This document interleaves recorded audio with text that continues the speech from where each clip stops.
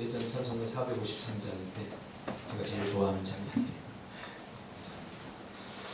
고린도후서 4장 16절 하나님 말씀 보겠습니다. 고린도후서 4장 16절.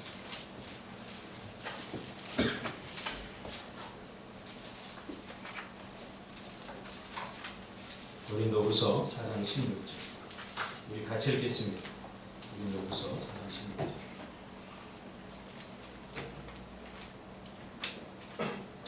같이 읽겠습니다. 시작.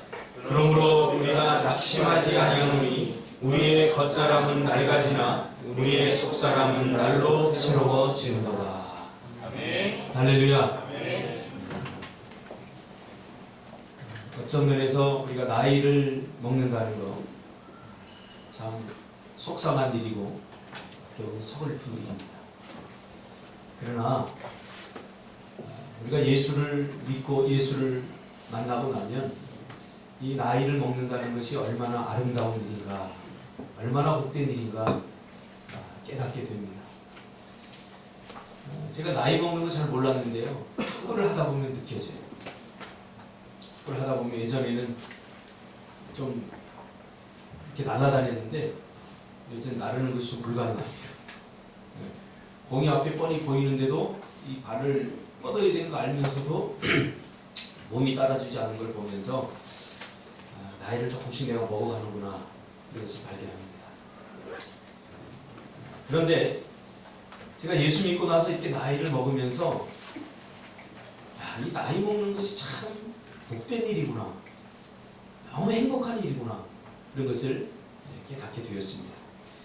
오늘 이 말씀 중심에서 나를 바꾸라, 나를 바꾸라라는 제목으로 하나님 말씀 전하겠습니다. 사도 바울이 다메섹 도상에서 주님을 만나고 완전히 새로운 사람으로 변화되었죠. 바뀌었죠. 그런데 한 가지 고민이 생깁니다. 이 사실을 인정할수록 그는 아주 더 큰 고민에 빠지게 되죠. 내가 분명히 예수를 믿고 나서 나는 새 사람이 되었어요. 예수님께서는 분명히 자신을 위해서 죽으시고 십자가에 달려 죽으심으로 그의 모든 죄를 다 사해 주시고 또 자신이 죽을 수밖에 없는 죄와 사망의 권세에서 구원해 주셨어요. 그리고 다시 하나님의 백성이라고 하는 새로운 신분으로 바꿔주셨어요. 변화시켜 주셨어요.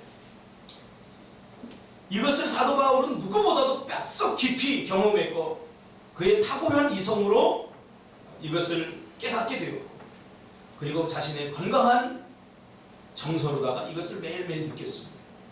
그리고 그의 의지로 확신도 했습니다. 그러니까 사도 바울은 전인격적으로 주님을 만난 거죠. 주님을 만난 척한 것이 아니라 나도 주님을 만났겠지 하고 예측한 것이 아니라 사도 바울은 전인격적으로 주님을 완전히 경험했습니다.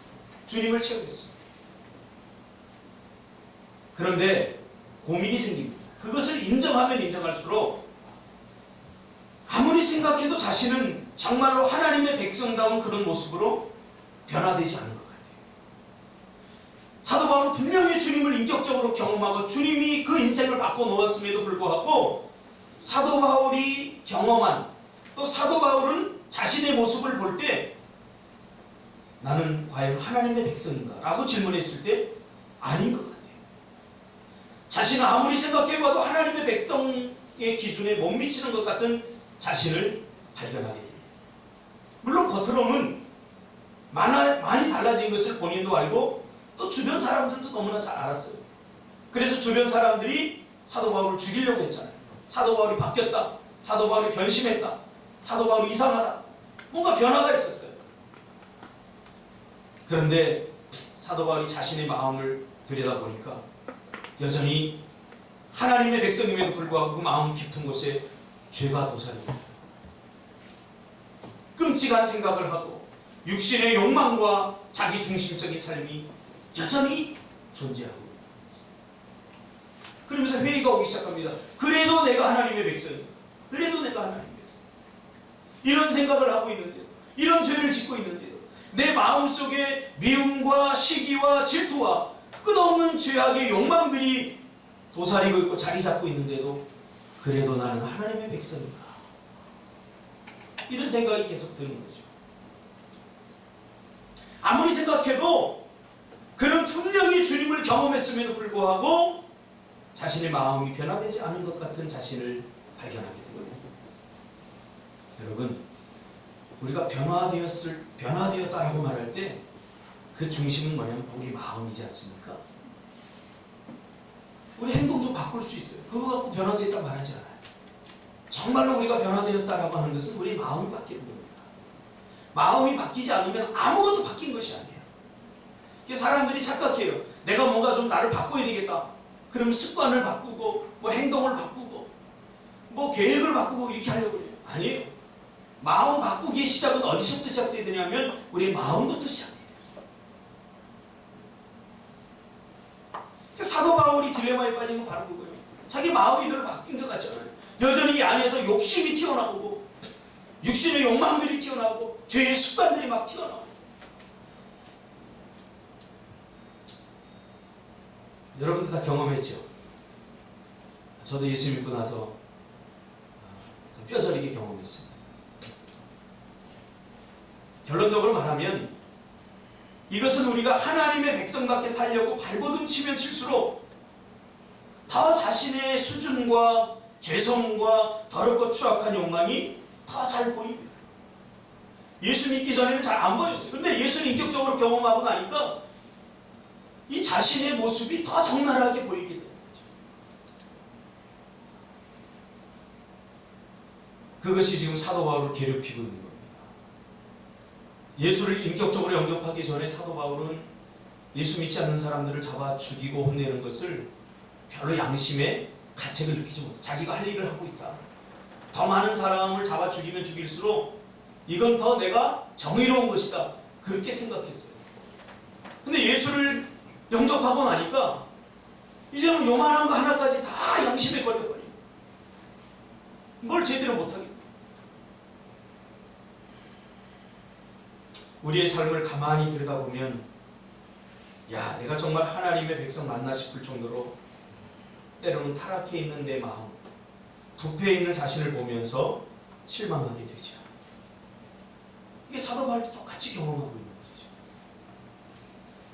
것이죠. 여전히 부정적이고 여전히 비관적이고 여전히 내 마음엔 사랑이 없고 골라서 사랑하고 사람들을 정죄하고 뭔가 변한 것 같은데 뭔가 부족해요. 그런 자신을 발견하게 되죠. 이때 우리는 보통 두 가지를 선택하게 됩니다. 첫째는 신앙을 포기합니다. 야, 나 같은 것 교회 다닐 자격이 없어. 자신에게 실망하게 됩니다. 내가 예수님을 만난 것 같고 뭔가 인격적으로 경험한 것 같은데 그래도 내가 별로 변한 게 없네. 그러면서 양심이 있는 사람, 정말 이 양심이 있는 사람은 신앙을 포기합니다. 아까 우리 민지가 좀 늦게 왔어요. 성가대 뭐 늦게 오면 벌금이 있나 봐요. 늦게 오니까 내가 민지 안 늦었어 이렇게 변호해 주려고 그러는데 우리 현선 집사가 양심껏 해. 양심껏 해.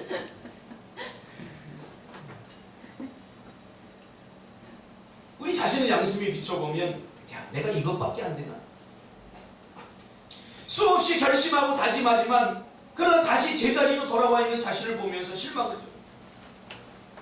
그래서 야, 내가 기도가 부족한 것보다 믿음이 부족한 것보다 정성이 부족한 것보다 헌신이 부족한 것보다 헌금을 내가 드러나 보다 이러면서 열심을 내보지만 그럴수록 우리는 더 우리 자신에게 실망하게 됩니다. 그렇다고 해서 이게 해결이 안 되니까요. 더 많이 헌신할수록 우리 안에는 여전히 더 많은 자기 중심성이 발견돼요. 그리고 못된 마음들, 생각들이 이 안에서 막 튀어나오죠. 왜 그런 줄 아세요?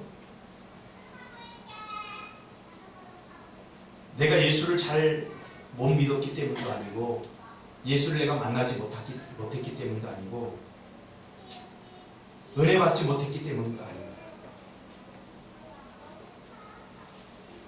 예수 믿고 나면 내 안에 죽었던 영혼이 살아나고 그 죽었던 영혼이 살아나는 첫 번째 증거가 뭐냐면 양심이 회복이 돼요.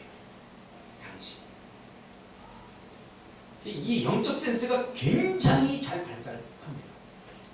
그래서 예전에는 큰 죄를 짓고도 별로 양심에 가책이 없었는데 내 영혼이 살아나고 양심이 회복이 되니까 요만한 죄 하나도 다 이게 내 마음에 걸려버려요. 지금 사도 바울이 그걸 경험하고 있는 거죠. 그러니까 이것은 신앙을 포기하는 문제도 아니에요. 야, 내 수준이 이것밖에 안 되는 거 맞죠? 여러분, 우리의 수준을 그렇게 높게 잡지 마세요. 여러분이 이 목사의 수준을 높게 잡으면 여러분 실망합니다. 우리는 뭐예요? 다 죄인이에요. 다 거기입니다. 50보 도망간 사람이나 100보 도망간 사람이 다 비슷해요. 하나님이 보시기에 그렇다는 거예요. 그래서 우리가 실망할 이유가 없어요. 야, 내가 정말 신앙생활 제대로 못하는 거 당연한 거죠. 여러분, 신앙생활 잘하려고 하는 사람이 문제인 거예요. 아니, 잘한다고 하는 사람이 문제인 거예요. 우리는 돌아보면 내가 잘하는 것 같지만 돌아보면 허점투성이고, 돌아보면 문제투성이고, 돌아보면 자기 실망뿐이 없어.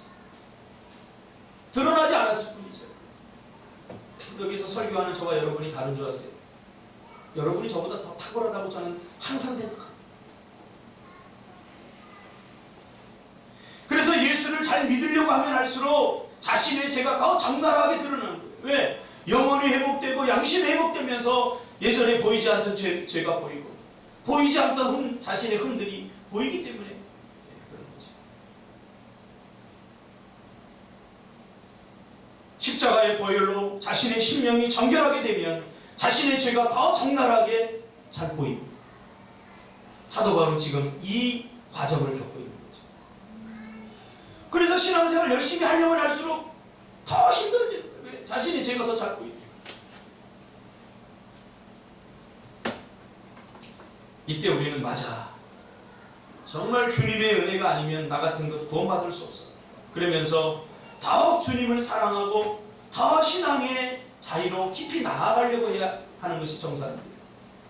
자신을 보고 실망하면서 또 예수 믿는 사람들을 보고 실망하면서 다 교회 안 다니는 이것은 참 어리석은 일이에요. 자신을 보지 못하는. 저도 한때는 그랬어요. 이게 처음에 은혜 받을 때는 몰랐는데 좀 바쁘 신앙생활을 좀 제대로 하려다 보니까 내가 보여. 내가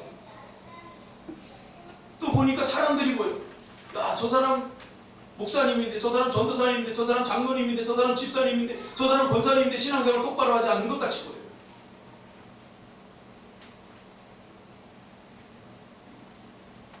이게 나를 봐야 돼요. 나를 바꾸려면 누구를 봐야 돼? 나를 봐야 되잖아요. 근데 자꾸 다른 사람을 보면 안 되는 거죠.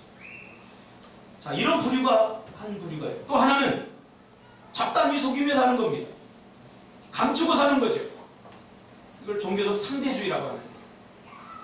그래도 나는 저 사람보다 나아. 기준이 뭐냐면 상대적이에요. 우리의 삶의 기준은 절대적 성경이어야 되는데 자꾸 경험적이고 상대적으로 바뀌는 거죠. 그러면서 자기 위안을 하는 거예요. 야, 사람은 어쩔 수 없어. 사람이 죄 안 지을 수 있냐? 사람은 어쩔 수 없어. 그러면서 기준을 성경에 맞추는 게 아니고 자기가 맞추는, 자기 기준을 맞추는 거예요. 이게 참 무서운 겁니다. 자기가 기준을 세워버리면, 성경적 기준이 아니라 자기적 기준을 세워버리면 이건 누구도 이 사람을 터치할 수 없어요. 하나님도 터치할 수 없게 돼요.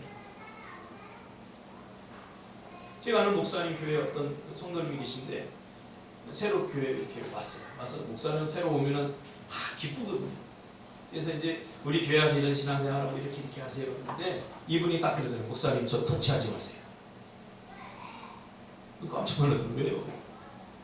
저는 신앙생활, 모태 신앙생활이고 오래전부터 해서 내 신앙생활 내가 어떻게 해야 되는지 저는 압니다.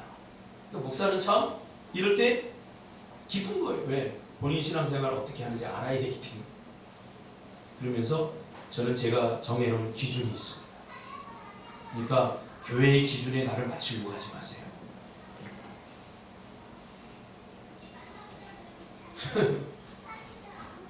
그러니까 무슨 말, 어떤 설교가 이거 뚫겠습니까? 비 오는 날 우산 쓰면 비 맞아요, 안 맞아요? 안 맞아요. 조금 맞지. 자기 기준이라고 하는 우산을 쓰고 자기를 건드리지 말고 터치하지 말고 듣고 싶은 말만 듣는 거예요. 듣고 싶지 않은 우산을 딱 써버려요. 그러면서 기준을 상대적으로 자기가 결정하는 거죠. 변화 불가능한 사람이죠. 이런 사람들은 주로 도덕적이고 윤리적이고 어떤 처세술이나 심리학적 다양한 정보 이런 설교를 하면 귀를 기울이지만 복음의 설교를 하면 거부합니다. 왜? 복음은 우리의 자아를 뚫거든요. 우리의 교만을 뚫어버리고 우리의 자기 중심성을 깨버리고 자기 자존심을 터치합니다. 축구할 때 배집사가 수비를 하는데 항상 제가 얘기를 해요. 배집사 발을 먼저 대면 안 되고 사람을 막아야 돼요. 진짜 배집사님 맞죠? 수비의 기본이잖아요. 공을 보고 발을 그 공을 뺏으려고 하면 발이 먼저 나가면 이건 그냥 속입니다. 수비 전술의 기본은 사람이 올 때 그 사람을 막아야 돼요. 사람을 공을 보면. 배집사가 자꾸 발을 넣어요. 내가 계속 얘기하는데 전번 주에는 내가 대놓고 얘기해요. 배집사 그렇게 하면 안 돼. 자존심을 건드린 거지. 건들면 안 되는데. 그 다음에 올 때도 또 발을 넣고 그 다음에 올 때도 또 발을 넣고 뭐를 의미하는지 알아요. 듣기 싫다는 거지. 이게 뭐냐면 내 자존심. 내 자존심. 사람의 죄가 압축되어 있는 데가 어딘지 아세요? 내 자존심. 저는 우리 어머니가 예전에 저의 자존심을 건드려갖고 나 천국 안 간다고까지 선을 냈던 사람입니다. 저희 어머니가 저한테 기도 좀 해라. 전도사가 왜 이렇게 기도 안 하냐? 전도사가 기도 안 하냐 그러니까 자존심 상하는 거예요. 그러다가 말다툼이 시작해가지고 저희 어머니한테 선을 냈어요. 어머니 나 그런 천국 안 간다고 내가. 왜 천국 안 가? 가만히 생각해보니까 내 안에 아직도 내가 죽지 못한 내가 있더라. 자존심. 이 자기 자존심이 깨지지 않는 사람 10년, 20년을 믿어도 은혜를 누리지 못해요. 재미난 얘기 해줄게. 며칠 전에 집사람하고 얘기를 하다가 그런 얘기가 났어요. 시키는 이야기, 누구를 이렇게 심부름 시키는 이야기가 나왔는데 준석 집사도 있었어요. 시키는 이야기가 나왔는데 우리 집사람이 뭐라고 나는 잘 안 시켜 그러는 거예요. 나는 다른 사람 잘 안 시켜 그러는 거예요. 그래서 준석 집사가 나가고 웃었어요. 웃었어요. 내가 보기엔 잘 시키는 것 같은데 본인은 안 시킨다고 하니까. 그러면서 내가 나를 봤어요. 나를 봤다. 참 내가 객관화되지 못하면 참 힘들 수도 있겠다.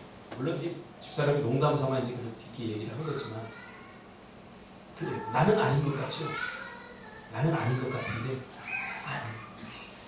이걸 빨리 인정해요. 은혜를 받는 것과 은혜를 누리는 것은 달라요. 여러분 우리는 다 이미 은혜 받은 사람들이에요. 할렐루야. 그 은혜 받은 사람들이에요. 은혜 받았으니까 지금 여기 있는 거죠. 그러니까 자꾸 은혜 달라고 하지 마세요. 하나님은 우리를 얼마나 사랑하는데 우리가 원하지 않아도 하나님 우리에게 은혜를 주셔요. 우리가 죄인 되었음에도 불구하고 하나님께서 우리를 사랑하셨잖아요. 이게 은혜잖아요. 우리가 원하지 않아도 우리가 은혜를 하나님 주셔요. 우리를 너무너무 사랑합니다. 자녀를 키워보니까 자녀들을 사랑하니까 걔들이 원하지 않더라도 내가 사랑을 주게 돼 있더라고요. 하나님 그러신 분이에요. 근데 중요한 것은 은혜를 받는 것과 은혜를 누리는 것은 달라요. 우리의 문제는 무슨 문제냐면 은혜를 받지 못함의 문제가 아니라 은혜를 누리지 못한다. 은혜를 누리지 못하게 하는 깨어지지 않는 자아가 내 안에 살아있기 때문에 이것 때문에 은혜를 누리지 못하는 거예요. 지금 사도 바울이 구원받지 못했기 때문에 이런 고민하는 게 아니에요. 은혜 받지 못했기 때문에 이런 고민하는 게 아니에요. 하나님께서 주시는 은혜를 받아 누리지 못하는 깨어지지 않는 데의 자아, 죽지 않은 데의 자아 때문에 과거에 그가 가지고 있던 그 열심으로, 그런 열심으로 예수를 믿으려고 하니까 번번이 실패합니다. 과거의 자신의 모습, 그걸 바꾸지 않고 그 모습을 그대로 가지고 와서 예수를 믿으려고 하니까 예수 믿는 게 불가능한 거예요. 우리도 마찬가지 아닙니까? 예수를 믿고 나서 여전히 변화되지 않는 내 습관과 변화되지 않는 내 생각들과 예수 믿기 전에 그 생각들을 가지고 예수를 믿으려고 하니까 번번이 부딪히는 거예요. 하나님의 은혜가 나를 관통하지 못하는, 누리지 못하는. 성경에도 이런 사람들이 나오는데 바리새인들 아닙니까? 첫 번째 부류는 바리새인들입니다. 그래서 종교적으로다가 자기적 기준. 여러분, 성경에서 바리새인들이 말하는 그 율법이라고 하는 말은요, 다 정확히 말하면 율법이 아니라 전통입니다. 율법은 성경입니다. 그러니까 바리새인들이 착각하고 있는 거죠. 자기들이 율법을 지킨다고 생각한 거예요. 사실은 전통을 지키는 거예요. 전통은 뭐냐면 경험과 사색적 결과에서 나오는 거예요. 성경에서 나온 게 아니라 경험과 사색적 결과에서 나오는 거예요. 전통을 만들어놔요. 우리 교회도 이제 시간이 흐르면 전통이 생길 거 아니에요? 성경적이지 않으면 다 버려도 상관없어요. 전통이 그렇게 중요합니다. 그러나 하나님의 말씀 본입니다. 또 다른 부류는 창기입니다. 창기. 그렇죠? 창기와 세리들. 그들은 자신들의 모습을 너무나 잘 알죠. 그래서 기도할 때도 사람들 없는 곳에 몰래 가서 숨어서 기도하죠. 왜? 아이고, 너 같은 것이 기도를 한다니 참 우습구나, 무서워. 사람들이 이렇게 볼까. 여러분, 창녀가 예배한다고 그러면은, 야, 너 같은 것이 무슨 예배를 해? 그럴까봐 이방인의 뜰. 여러분, 일반 사람들은 성전에도 못 들어갔어요. 그래서 이방인의 뜰이라고 따로 있었어요. 근데 그 이방인의 뜰에도 세리와 창기는 거기도 들어가지 못하는 거예요.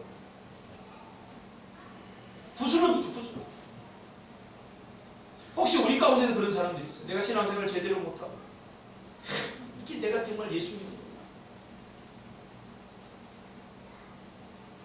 잘 믿고 내가 제대로 믿지 않는 사람들 이런 고민조차 못해요. 그리고 교만한 사람들은 내가 신앙생활 잘하고 있고 이렇게 착각하고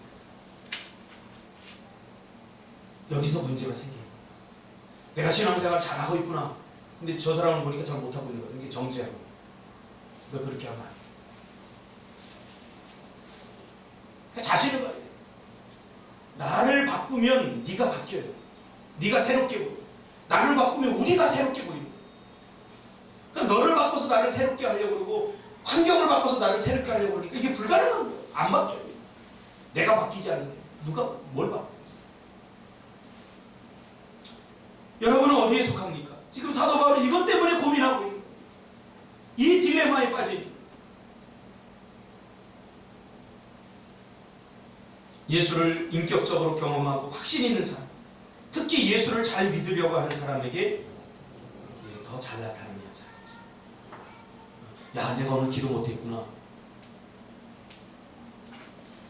양심의 가책을 받는 거. 이거 신앙생활 잘하려고 하는 사람이 나타나는 사람입니까? 그런 마음조차 없는 사람, 기도 안 한 날에 대해서 조금 더 양심 가책을 느끼지 않죠. 사도 바울은 예수님을 만나고 나서 옛날 삶의 방식을 버리지 못했습니다. 즉 부패한 마음을 그대로 가지고 육신의 정욕에서 발생하는 열정과 의지, 정서 이런 것으로 예수를 섬기고 믿으려고 했던 거죠. 보세요. 사도 바울이 예수 믿기 전에 어땠나요? 누구보다 부지런했던 사람입니다. 사도 바울을 우리가 객관적으로 봅시다. 자연인으로서 한번 봅시다. 굉장히 부지런하고 성실하고 열심히 있었던 사람, 정직했던 사람입니다. 자, 그런데 이게 뭐를 의미하는지 아세요? 죄인이 똑똑해지면 괴물이 됩니다. 죄인. 악한 사람이 똑똑해지면 괴물이 됩니다. 그러니까 사도 바울의 정직, 성실, 정의로움, 이것이 얼마나 많은 사람들을 죽음으로 몰아넣었어요. 그렇죠? 차라리 무식했다면, 몰랐다면, 정의롭지 않았다면 죽이지 않았습니다. 그런데 똑똑하니까, 죄인이 똑똑하니까, 죄인이 성실하니까 밤낮 가리지 않고 아침 일찍 일어나서 예수 믿는 사람들 잡아 죽이고 밤늦게까지. 죄인이 똑똑하니까, 죄인이 성실하니까 얼마나 많은 사람들을 고통스럽게 하고 얼마나 많은 사람들을 궁지에 몰아넣었습니다.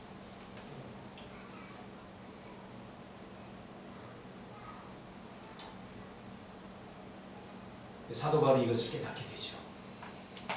그래서 내가 정말 제대로 해야 되는데 이러다가 제대로 하는 것이 불가능하구나 하고 느끼고는 이제 고백합니다. 주님이 필요합니다. 주님의 은혜가 필요합니다. 주님이 아니면 안 됩니다. 주님께 관심이 드는 거죠.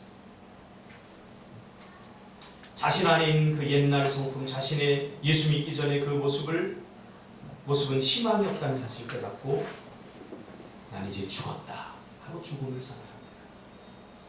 자, 여기서부터 진정한 신앙이 시작이 되는 거죠.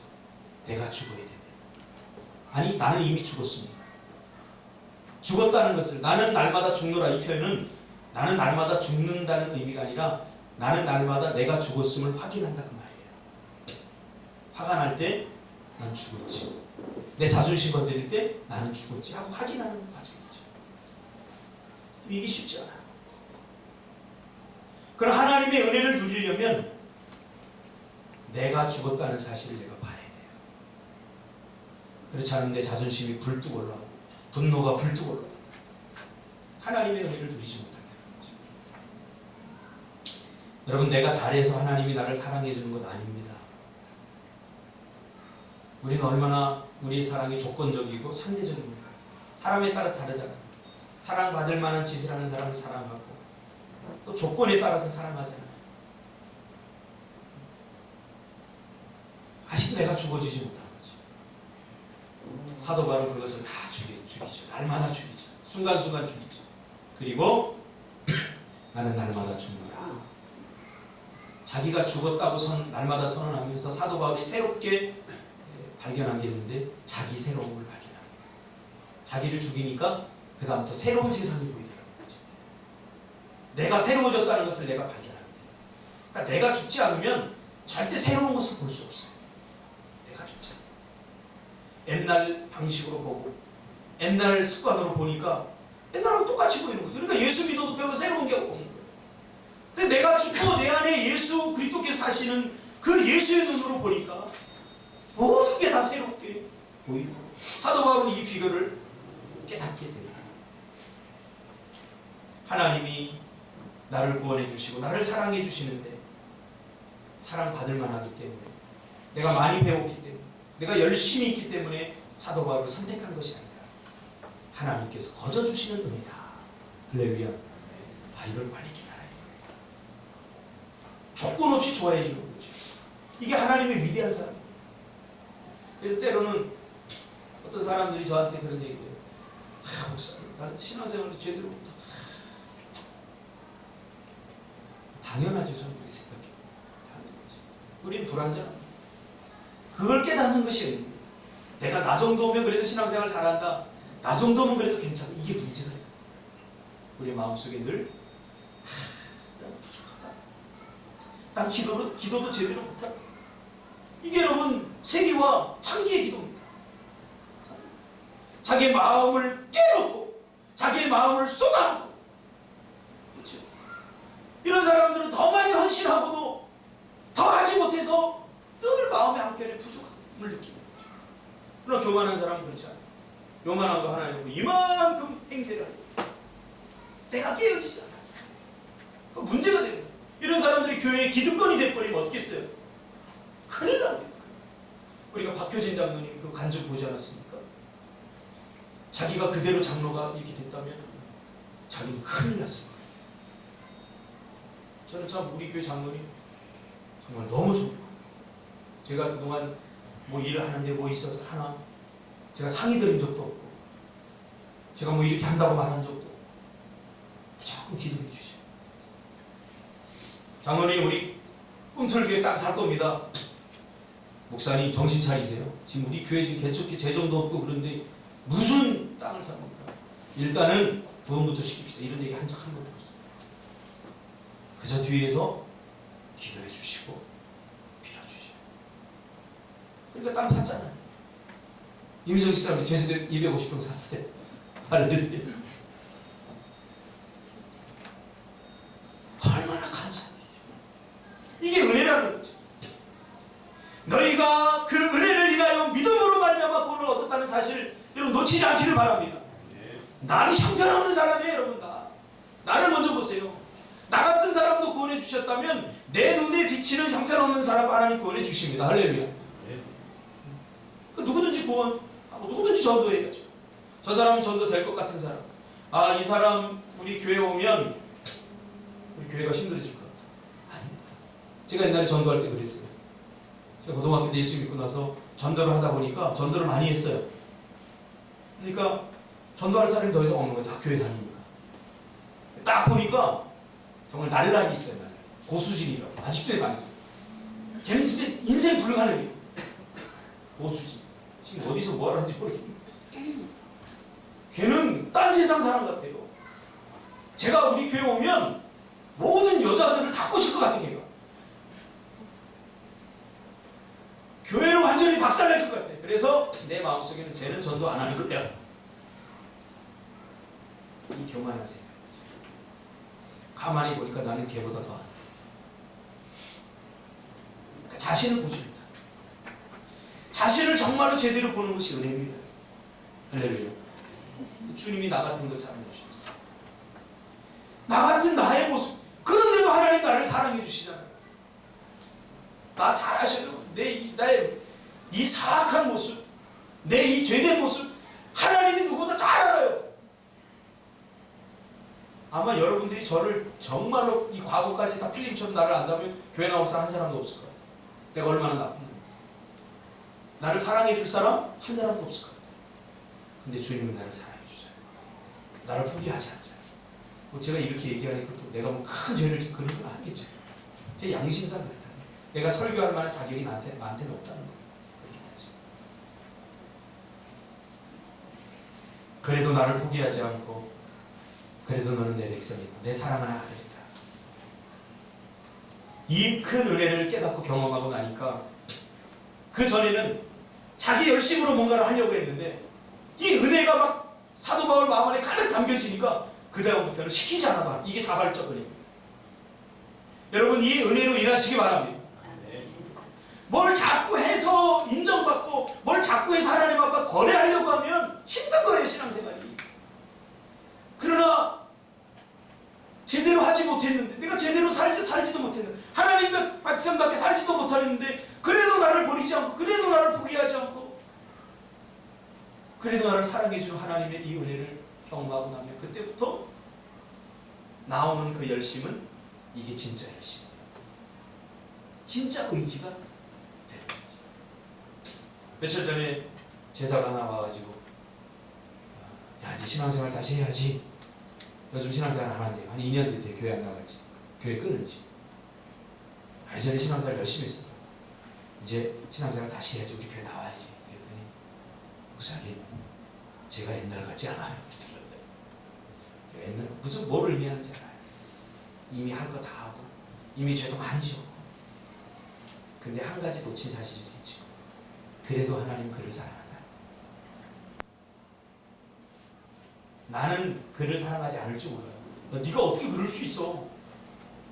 내가 너를 얼마나 사랑해줬는데 네가 어떻게 그럴 수 있어? 하고 서운한 마음이 있을 수 있어요. 그런데요 그때 내 마음속에 드는 게 무슨 생각이냐면 하나님이 저에게 그래도 나는 너를 사랑한다.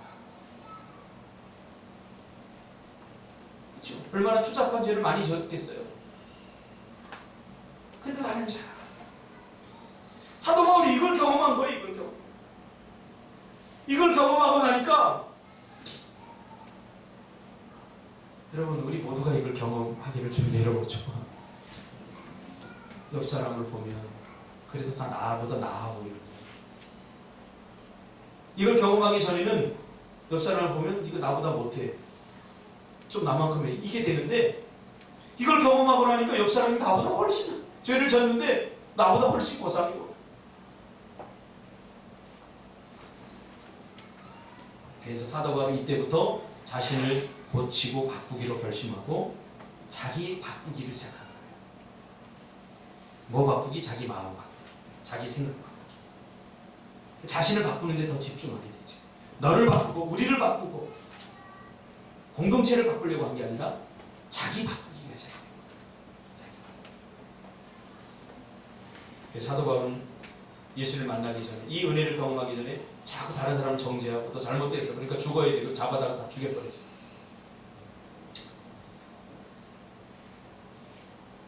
자신의 생각을 은혜스러운 생각으로 바꾸시기 바랍니다.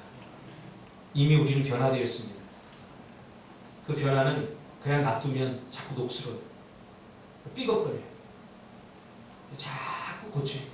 자신을 자꾸 바꿔야 돼요. 그래서 우리 개혁 기독주의잖아요. 프로테스탄티즘, 개혁, 리폼 철치입니다. 자꾸 바꿔야 돼요. 자기 생각을 바꾸고, 어제의 생각이 오늘 옳지 않아요. 자꾸 은혜스러운 생각을 바꾸시기 바랍니다. 그러니까 내 생각이 은혜라고 하는 망을 거쳐야 돼요. 그럼 미워 보이는 사람도 어때요? 이뻐 보이죠. 제가 경험하는 은혜입니다. 예전에는 조건적으로 봤어요.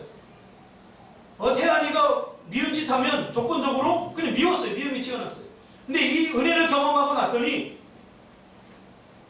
미움이 사라져버려요. 그냥 사랑스러운 거예요. 사랑스러운 거예요. 어떤 사건에 은혜를 뒤집어 씌우니까 이게 엄청나게 바뀌어요. 이게 엄청나게.